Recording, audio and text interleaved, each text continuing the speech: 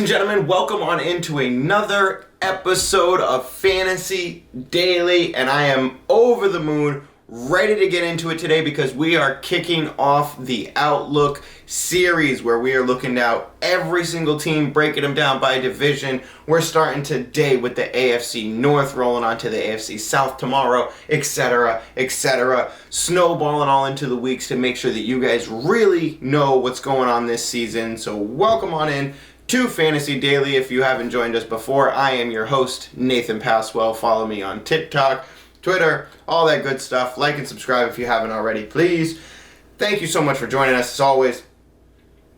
This is going to be a great series. I'm very excited, and obviously you guys probably can already tell that I am a very monotone, very low voice tonight, where I'm mostly excited and screaming and whatnot. That is because it is like 2 a.m. when I'm filming this. So it is August 16th. Good morning if you are waking up with me. I am filming this very late. I'm here in the dungeon, statting, charting, making things known so I can get this information out there to you so you guys can kick ass at your fantasy draft and run through the football fantasy season.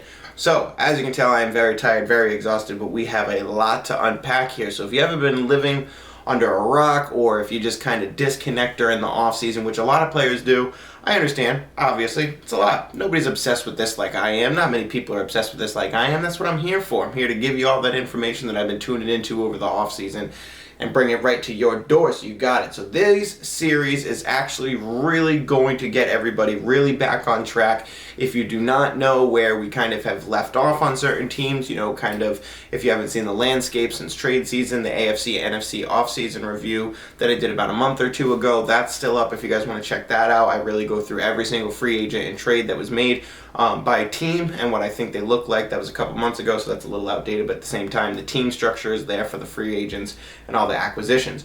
Now, this show is going to be focused just on the AFC North, so we're going to be going through those four teams today, but all the other shows are going to be exactly the same thing, basically giving you who is on that team, you know, what they did during the offseason and how I feel about that team and those players mostly. So we're really going to be doing a deep dive on every single skill position player and quarterback as we go throughout the entire series. So kicking off the AFC North series, really excited about this, really glad you guys joined me. Thank you as always for tuning in. It's going to be a monotone show this one. It's morning time for you guys. Maybe you're drinking your coffee. I'm a little bit too loud usually. This may be a little bit of an experiment here. See if we prefer the monotone, Nathan. So let us get right into the quick points. I only got a few for you today, obviously, because it's the off season. But one of the big things, the notification that I got on my phone this morning once the preseason reports rolled in, is that the number one rated running back from preseason week 1 is Damien Pierce, and of course it is. We knew it was going to be here on Fantasy Daily. We've been talking about him all offseason. We're huge on Damien Pierce and the Texans. We think he's going to be an absolutely dominant running back, probably running back 2 with running back 1 upside, and he's going to be available week 1 if the Texans knows what's good for him. So we'll see. I have faith in the Texans, but I really do think that Damien Pierce is going to be the starter week 1, and he is going to go under a lot of radars where people will not be looking at him. You can scoop him up later in the draft, and you're going to have good fantasy value for the rest of the season. Reports out of Minnesota is saying that Adam Thielen is looking like his old self. So a little bit of Adam Thielen hype for everybody out there who's been watching him in the 6th round. We talked about him a little bit on the wide receiver show, on the round 6 show that we did, talking about wide receiver sleepers and draft or pass. But I really do think that Adam Thielen, like we said, he's going to return to his old form. He had great consistency last year outside of injury, but if he is able to play every single week and he's able to do what he normally does out there next to Justin Jefferson, he is going to be an absolute fantasy machine. So I do love the appeal and the draft price of Adam Thielen. Still loving the look of these reports, loving hearing it. So it's nice to see that Adam Thielen is finally getting back to that, scope and that perception from the people who are watching him at training camp. So really excited for Adam Thielen and his upside based on where he is being drafted right now. Moving on to some running backs Patriots review. Now, you guys know, good friend of the show, John Landry, Fantasy Daily lead analyst. He is a big fan of Ramondre Stevenson this year, so he thinks that he could be a sleeper. Me personally, I'm always, kind of skeptical on how Patriots running backs play out. So for me, I'm a little bit on the iffy side, but there's reports today saying that he is playing the James White role. Now, if he is playing the James White role in a Bill Belichick offense, he is going to be heavy utilized. So I really do like the appeal of Ramondre Stevenson when they do say, hey, we're going to give you that role. Because as much as we don't like running backs in, New England, if one person is, synonymous for being valuable, it's James White. So if Ramondre Stevenson is playing that role, I do see a little bit of an upside, but I do believe that you're still going to be playing the running back carousel in New England, so it is one for me to avoid still. John, very high on Ramondre Stevenson as a sleeper. Alrighty, so those are our quick points today. Let us roll right on into the reviews after a little sip time. Hope you guys are digging my mug collection, man. Alrighty. Moving on to the first team of the AFC North that we're going to talk about tonight, and that is the Cincinnati Bengals. So, like I said, this show structure, I'm going to kind of go through players a little bit, and if you're a new fantasy player, this is going to be really helpful for you because I'm going to literally give you the entire team structure, the players that you want to know about, and then we're going to talk a little bit about them. If you're a returning player, hopefully some of these names that you didn't know about, and I kind of refresh the database when it comes to, your perception of teams and where they are. So let us get right into it. The players to know is quarterback Joe Burrow, obviously. You got the running back over there, Joe Mixon, the tight end Hayden Hurst, and the 3 wide receivers you're going to know about is Jamar Chase, T. Higgins, Tyler Boyd. So we know about them from last year. Hayden Hurst making his way over to the Bengals after C.J. Uzomah split. I believe he is on the Jets now. So we talked a lot about the Bengals in the AFC offseason show. Basically, the whole first half of the show was the Bengals part of the show. So the moves that they made during the offseason, I was absolutely all about, because when you look at the Super Bowl and what really the Bengals, lost by was obviously they lost to Aaron Donald, but it was offensive line. Their offensive line really hurt them. Joe Burrow wasn't able to do what he wanted to do. The team really couldn't get going.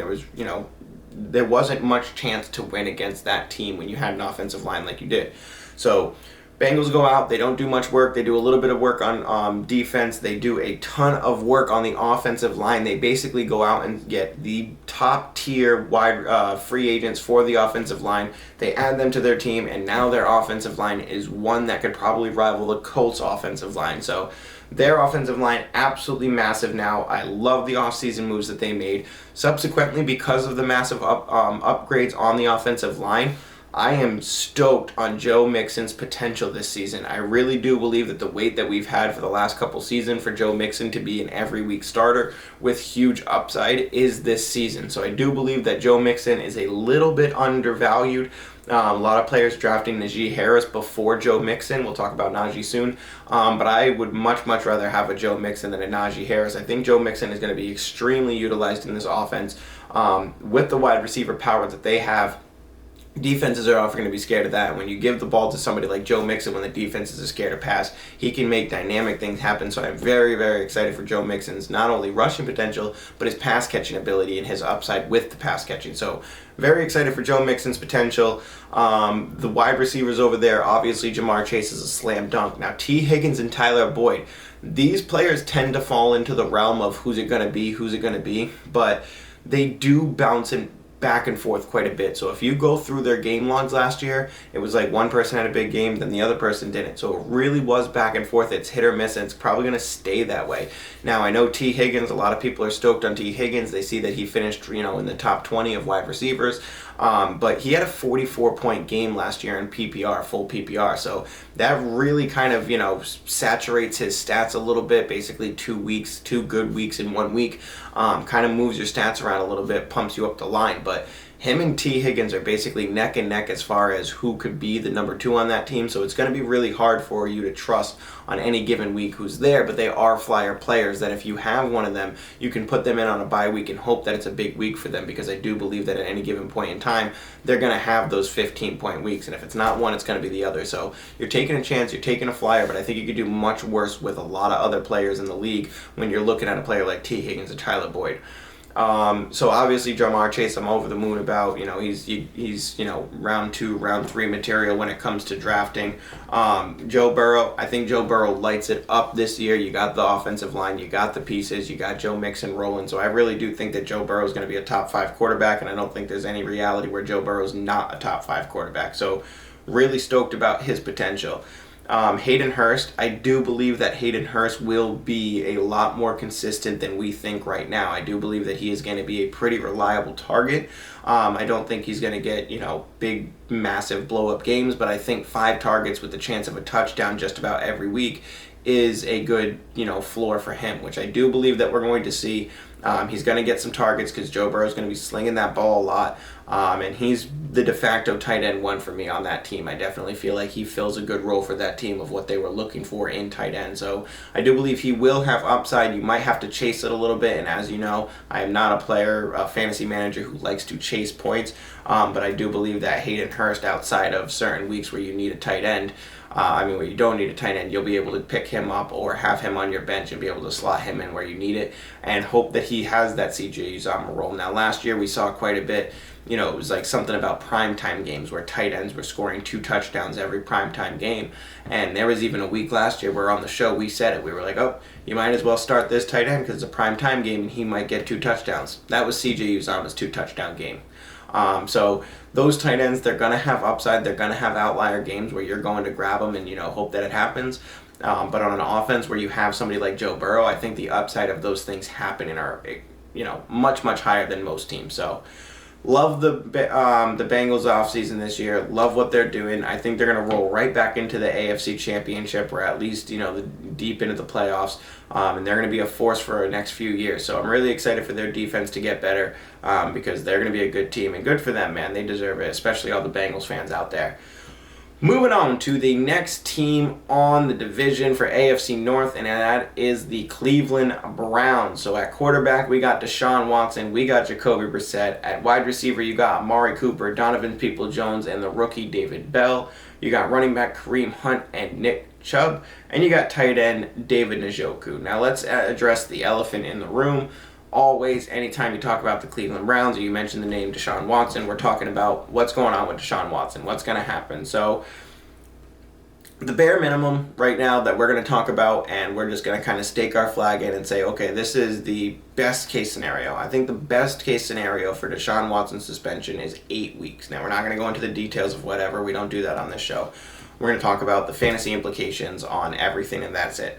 So Deshaun Watson, 8 games, I would say minimal, which means that you're starting Jacoby Brissett for 8 weeks. Now, as much as I don't hate Jacoby Brissett, I like Jacoby Brissett, I don't trust him as a NFL quarterback. I don't trust him as a fantasy producing quarterback.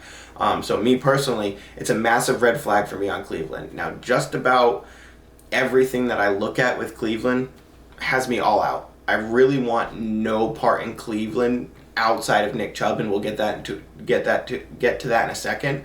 But the fact that Deshaun Watson is not only returning to football after not playing for a year, he didn't have a great game in the preseason, then he has to wait another 8 weeks away from the team, and then he can get involved. The Deshaun Watson hype that everybody's chasing, I feel, is biased to what he was beforehand, before he left. Now, me personally, I like Deshaun Watson as an NFL player. But when it comes to what I think he can do, and what I always say is you don't just come back to football. So if you're a longtime fan of the show, you hear me say this about a lot of players, you don't just come back to football. And we've seen it with a lot of players out there who go out for a year, they come back, and then you can see you don't just get to take a year off and then come back to the NFL. It does not work that way. It takes a long time to get back in. We saw it with Le'Veon Bell.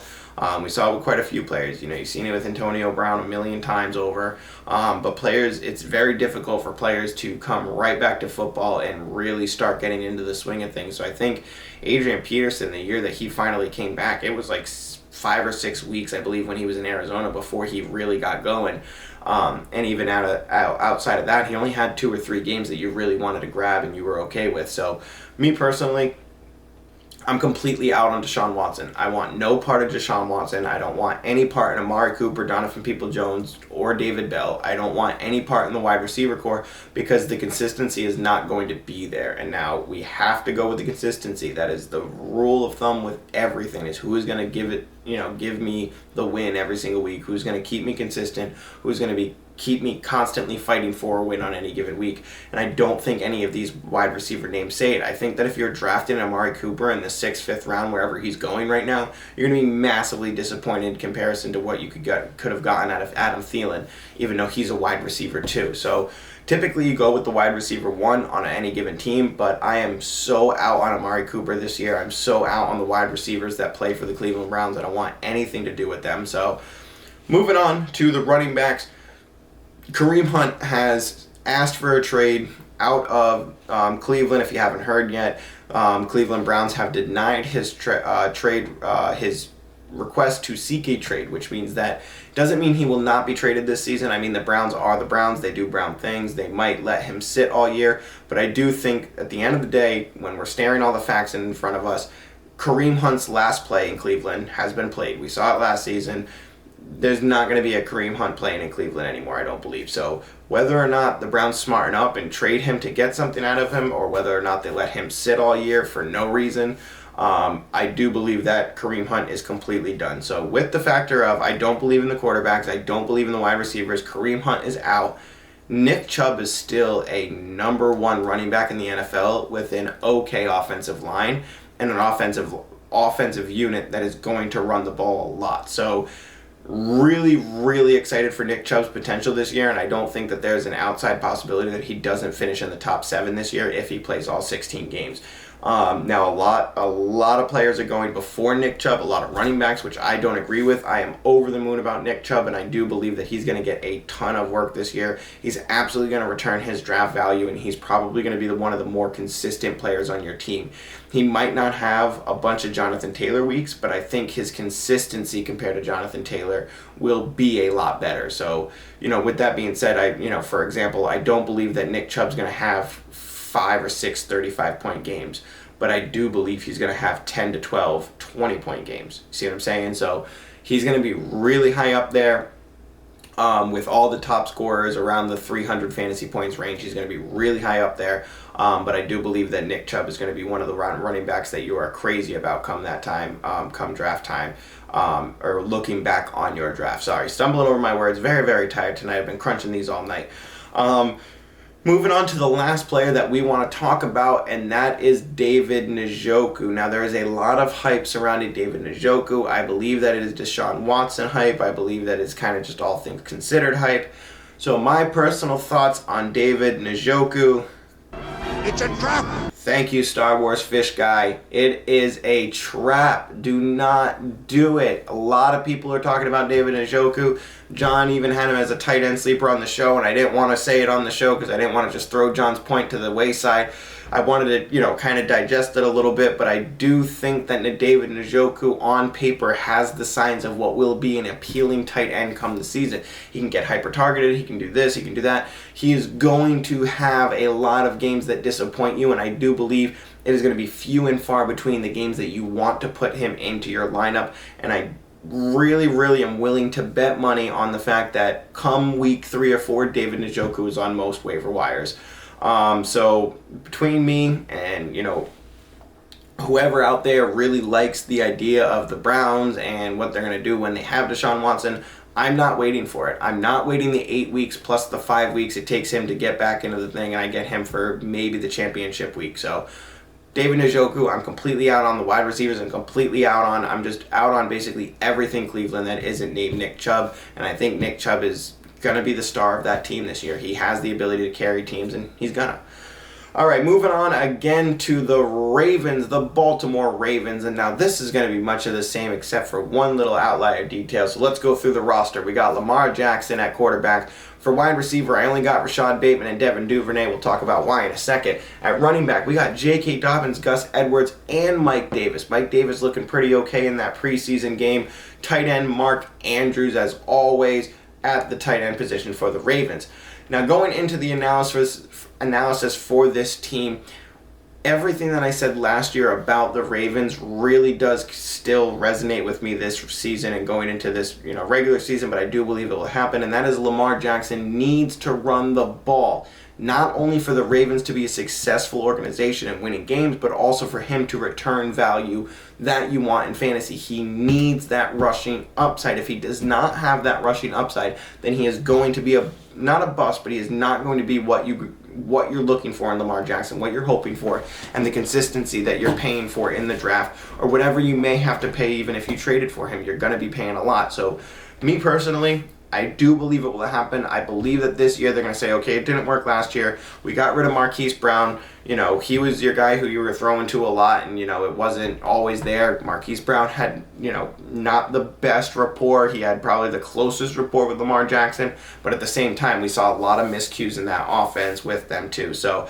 I do believe that Lamar Jackson, with all things considered and what's happened in the offseason, them not really grabbing any wide receiver talent, he's going to need to run the ball a lot, and I do believe that it's going to happen a lot this year.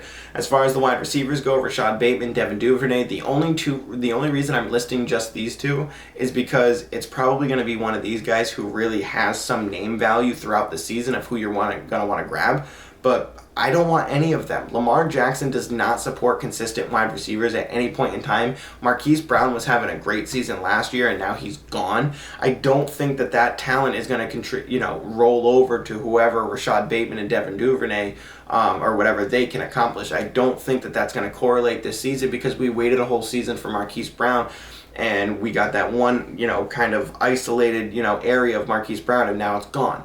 So the year before, when Lamar Jackson was rushing all the time, the wide receivers had really no value on that team. You didn't know who to chase. Now you got these two players. I do believe that Rashad Bateman's a good talent, and he will win out, and he'll have his games. Devin Duvernay will have, pop-up flyer games like Sammy Watkins used to.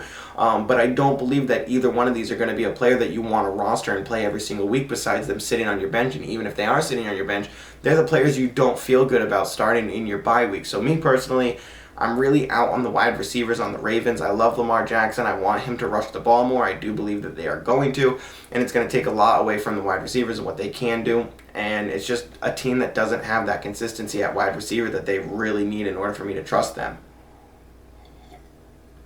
All right, moving on to the running backs. Now we have J.K. Dobbins, Gus Edwards, and Mike Davis. Now for a team that has Lamar Jackson, who is easily the best rusher in all of the NFL at quarterback position, he's got three running backs that we could talk about. Gus Edwards is a power back. J.K. Dobbins is a James White kind of, moving back. Mike Davis, another power back that has elusive speed, kind of metrics.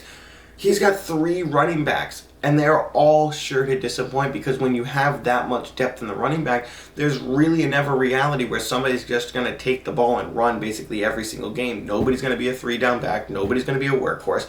J.K. Dobbins, everybody's still over the moon about, and I just don't see it. The team structure does not support a running back like that. Lamar Jackson needs to run the ball in order for that team to win.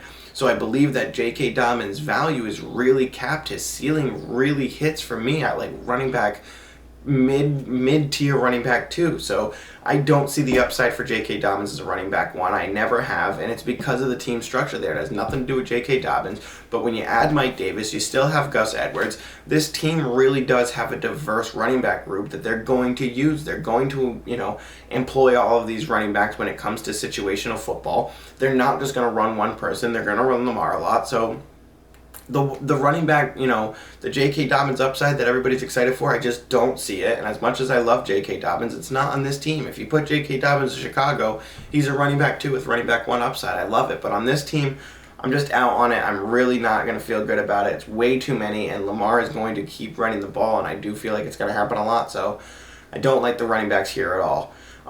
Mark Andrews, super stud. We love you, Mark. He's going to be doing great, so make sure you go ahead and grab him because he'll probably be the de facto tight end, the de facto target for Lamar Jackson. And as much as I don't like the receiving options and the upside on that team for receiving options, Mark Andrews is one of those players that just absolutely dominates targets. He commands them because he needs them, because he gets open, and he's just a dominant player. So love Mark Andrews. He's going to be the benefactor of all the targets there. He's going to get hyper-targeted, if anything, but the wide receivers, not a fan of. Moving on to our last team of the night and our last team in the AFC North, and that is the Pittsburgh Steelers. Now, there's a lot more to see here. A lot of people discounting the Pittsburgh Steelers, but let me unpack this for you because there's a lot more to see here. Now, at quarterback, we got Kenny Pickett and Mitch Trubisky in what they are calling a quarterback fight at the beginning of the year during a training camp battle to see who's better. You got Mitch Trubisky, guys. Relax. Wide receivers, we got Deontay Johnson, Chase Claypool, and the rookie George Pickens. We have at running back Najee Harris, super stud from last year, and tight end Pat Freiermuth, which I'm probably still pronouncing wrong. But like I said, there's more to meets the eye here. If you look at this, you take it from a face value kind of point of view, I get it. What's going to happen with Kenny Pickett? What's going to happen with Mitch Trubisky? What happened now that Big Ben's gone? Blah, blah, blah. Let me try to ease you into this a little bit. The QB competition, first of all, is an illusion. There is no reality that tells me that Mitch Trubisky is a better quarterback than Kenny Pickett. And I also believe that a lot of teams run with who is more prepared as an NFL starter. I believe Mitch Trubisky and Kenny Pickett are basically about the same. And I do believe that Mike Tomlin is going to roll with Kenny Pickett as soon as week one. I've always been the advocate of, if you have a team like that who needs a quarterback one, you have a backup, put the quarterback one in, put the rookie in, let him go through some troubles, pull him out if you need to, let him go through some struggles, let him learn some stuff, it's fine. I think that Mike Tomlin is going to do that with Kenny Pickett because now that the Ben Roethlisberger era is over, Pittsburgh loves their consistency. They've only had, 3-4 head coaches their entire franchise history, which is absolutely wild to me. Mike Tomlin is a very, very, very underrated coach in this NFL. He is probably top 3 coach in the NFL. His record doesn't show for that. Obviously, his rings don't show for that.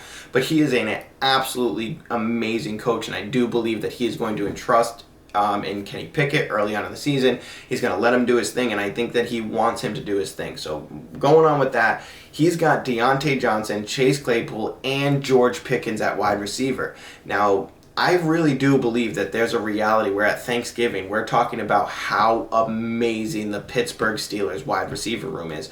They always have an ability to find wide receivers that are, top tier. It's just what the Steelers do. They're good at finding wide receivers. And I think that George Pickens, we've talked about this a little bit, I do believe that George Pickens is extremely, extremely underrated for what he is about to do for that team.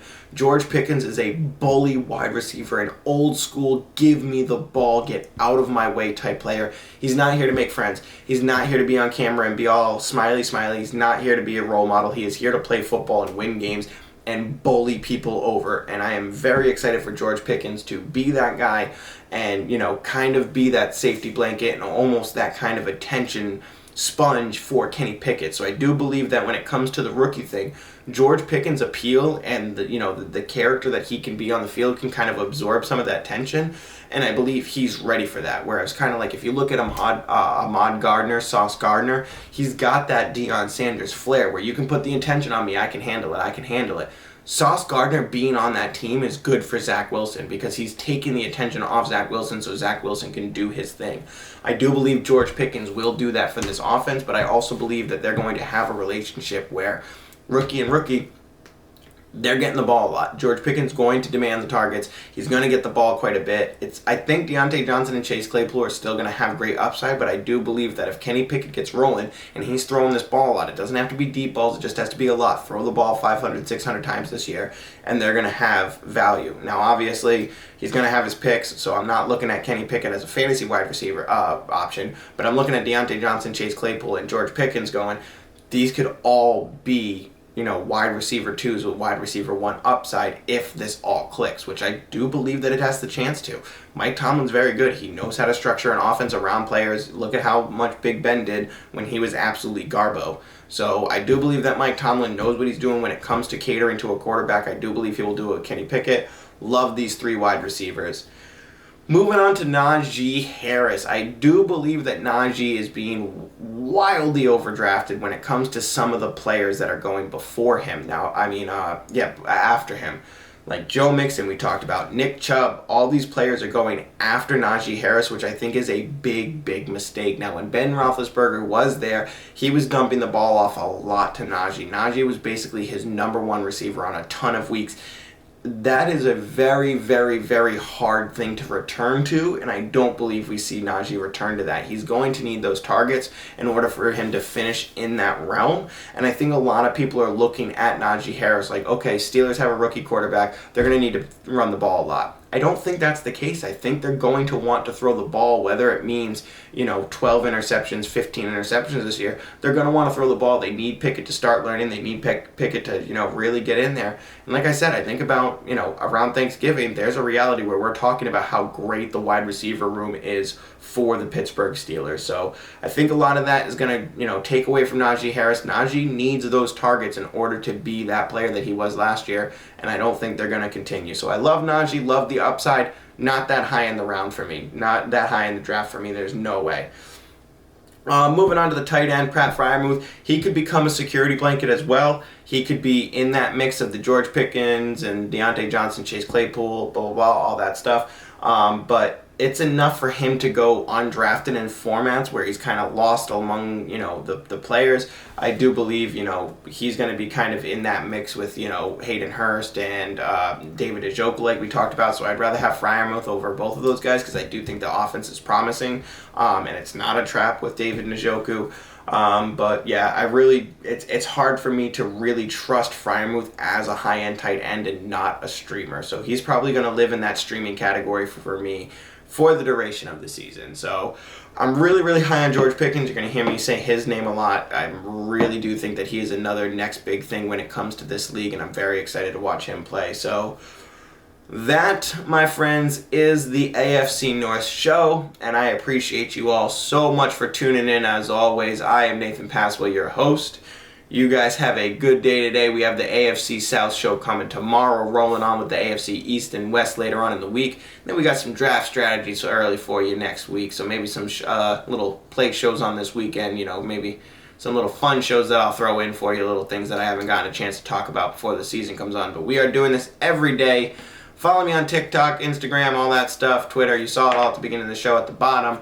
Like and subscribe if you haven't already. Send to your friends, all that good stuff, because we are winning fantasy championships out here this year, my friends. Thank you so much for tuning in, as always. Y'all have a good day. Take care.